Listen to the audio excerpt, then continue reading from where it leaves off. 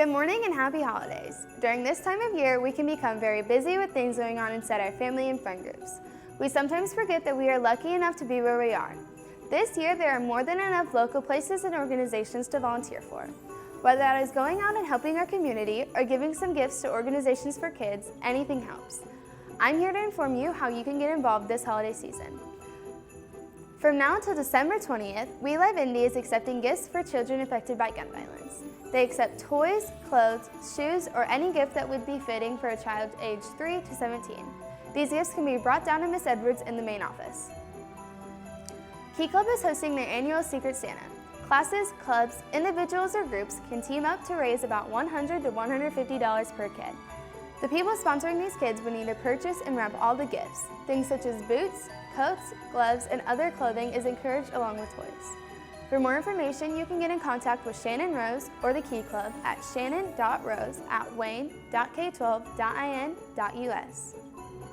Throughout the whole month of December, Wheeler Mission has plenty of opportunities to volunteer for meal donations, gift donations, and many other types of volunteering.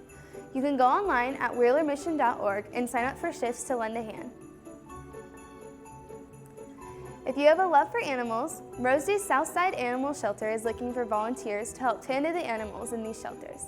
They require at least 17 years of age and training classes. They offer many volunteering positions such as dog walker, cat socialization, dog training, and other kinds of ways to help the animals. If you're interested, you can fill out an application at ssasi.org. For BDTV, I'm Madison Guimond.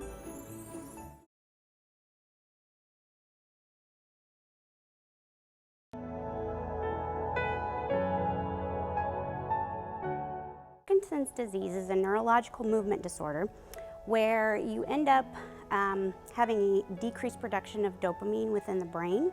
And dopamine helps with lots of things, but in particular helps with movements and mood and many other areas as well.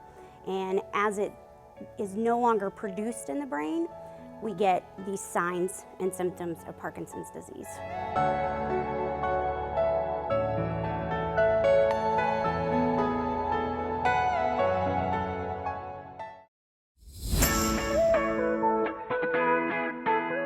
Most of the time people hear the name Rock Steady Boxing and they immediately think, oh my gosh, boxing, how am I going to do boxing? Boxing is only one part of our program. Normally they first come in, they warm up on their own or with a partner, whether it's walking outside or doing the rower machine or the bikes, and then we go through rounds. Typically we go through rounds. Some classes might be different. They go through rounds for about 3 minutes each where they do a certain exercise, whether it's an obstacle course, whether it's working on the speed bag, or it could be just handwriting. And then we rotate through, we do different rounds of different exercises. The class itself lasts about an hour, and then at the end we do a lot of stretching to work on that flexibility and mobility.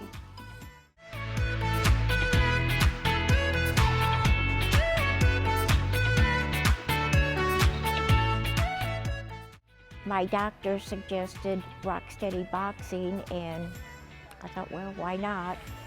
I didn't really think that I didn't understand how that would help, but found out that was the answer to my problems. What we like to say is 30% of Parkinson's treatment is done with medications and done with what we can do within the office setting with our individuals with Parkinson's. But the other 70% is done with movement, with exercise. Rock Steady Boxing is really geared to help not only the boxer, but we help the caregiver, we help the family. It is a very robust support network. It's more than just a gym, it's a family, it's a community. Everything that we do here is really geared towards fighting back against Parkinson's. I really believe in Rock Steady Boxing. It has done so much for me. 1, 2, 3, Rock Steady Rasper!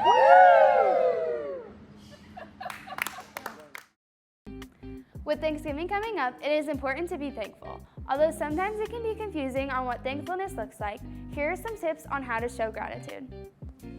Make sure you recognize the people who are the most reliable. Always having a shoulder to lean on is something we are all thankful for.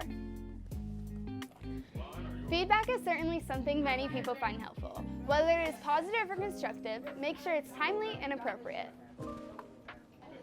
Don't be afraid to show some emotion. Maybe reaching out to a friend who seems a little bit off could be uplifting. Finally, don't forget to be thankful for yourself. Live every day to the fullest, and don't forget to give yourself a pat on the back every once in a while. You deserve it. For BDTV, I'm Madison Guimond.